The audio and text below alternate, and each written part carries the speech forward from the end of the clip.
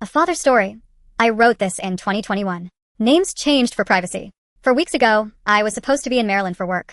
It's a great client and I really like them. So, trying to be responsive, I committed to driving the 579 miles from my home to the company HQ in Maryland, ASAP. Plus, my daughter Mary is at college only a few hours away. How cool would it be if worked in Maryland so close to Philadelphia and could visit? Very cool, I thought.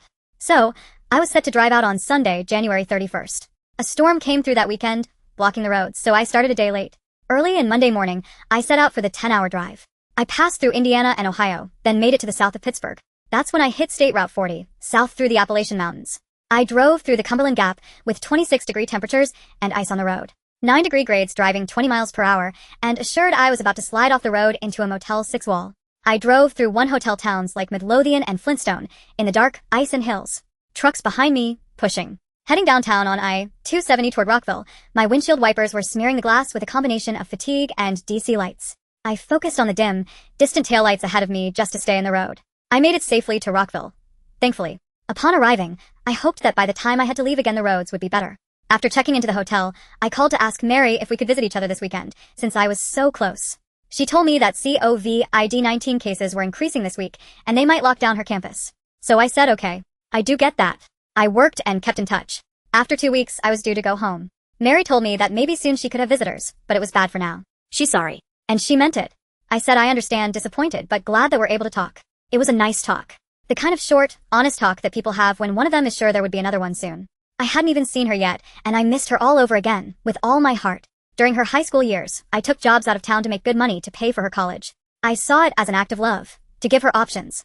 I think she saw it as abandonment to some degree. Our relationship was strained for years. I dreamt of the day things would turn around. It felt close, based on the phone call. She was sincere. I sensed a hint of disappointment in her voice. I assumed it was because I couldn't visit. I believed that, and it made sense to me, true or not. That alone meant a lot to me. She seemed sad not because of me but because, for the first time in a long time, not me. I didn't disappoint her this time. Like all the times I left her for work out of town when she was a kid. She waved goodbye in the barrettes and sundress at the window with a tear in her eyes, but I left anyway. Or the times I came home to see her when she was in high school. I saw her through the window in the driveway. I waved and imagined a wave back. And she left. All those times. Our paths crossed, but not really. Or, as Van Morrison would say, it stoned me. To my soul. And it really did.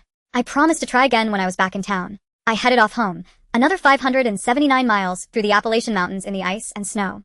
I white-knuckled it all the way. After a week at home, I prepared for another trip back from home to Maryland. I decided to fly this time.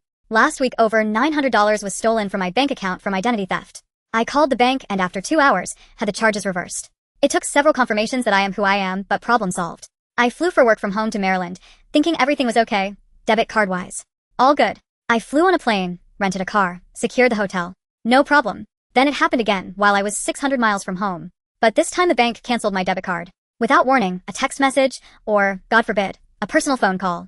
I found out while buying lunch for my project team. Card declined. And I'm the boss. Very embarrassing. The only card I have to pay for my hotel, my rental car, and my flight home. I don't use credit cards, because I know that anything that is given to you credit can be taken away. So, I only use my bank debit card. The one form of payment that draws directly from my account. How can that go wrong, right? So, I was stuck in a city 3 states away with no form of payment. Plenty of money in my bank, but no way to access it. No way to pay my hotel or car rental bill. I spent hours on the phone with the bank again to get this all cleared up. The whole experience made me not want to deal with banks again. I was told that they would warn me of canceling my card via text message, but they didn't. I was irate. I could go get cash from the bank, but many places don't take cash now. Times. I had set up a second attempt to visit Mary in Philadelphia. My job in Rockville, Maryland took me within 2.5 hours of her college in Philadelphia, and this time I was determined to make it work. After all these problems, I was like Rocky, determined, punching meat, and drinking eggs. I wanted to see my daughter. I drove up to Philly, I-95 through Baltimore, 2.5 hours. I picked her up, and it was magical.